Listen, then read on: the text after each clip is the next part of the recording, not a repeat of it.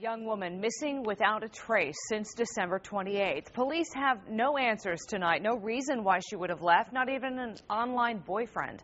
17-year-old Phylicia Barnes is a promising high school senior from North Carolina who vanished without a trace while visiting part of her family in Baltimore. We have been following this story, and we spoke last Friday with her father on Fox 5 Morning News.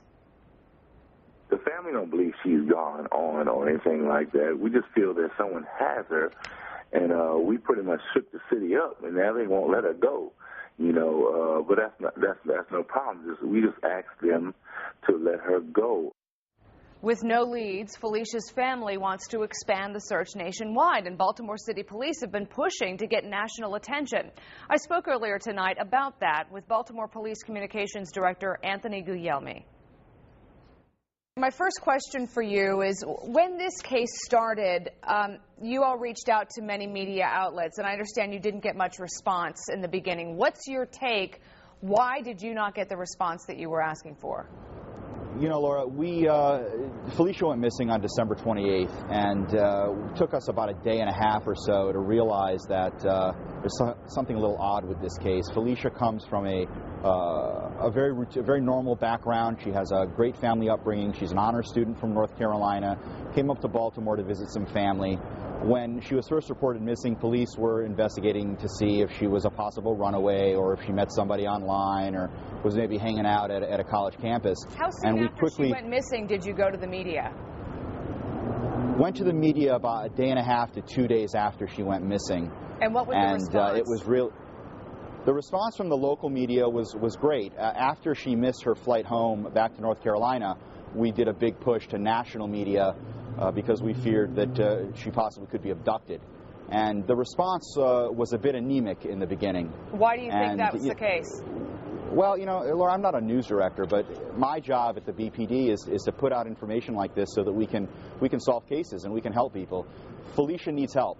She needs a lot of help.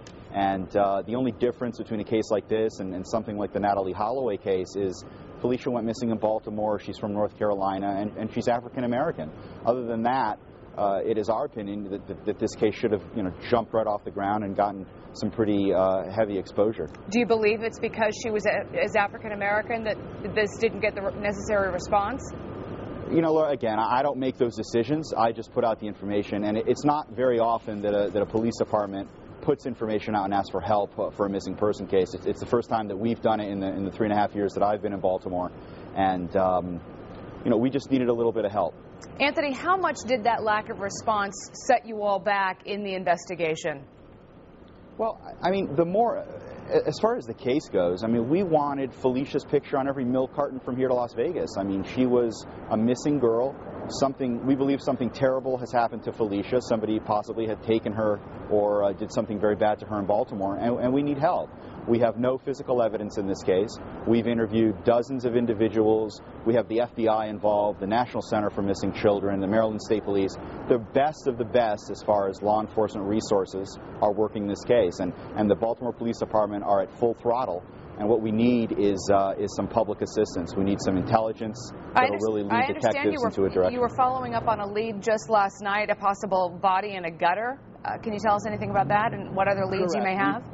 What we're doing now is we're really trying to account for every second of Phylicia's disappearance, establishing a timeline, if you will. Any inconsistencies and statements, detectives are poking those hard, and we received some intelligence that she may have been put in a well in southwest Baltimore. Right. Last night, the FBI and the BPD responded, and we did not find Phylicia. Very tragic case. Anthony Guglielmi, we wish you all luck in trying to solve this. Appreciate your help. Thanks for your help, Laura. Thank you.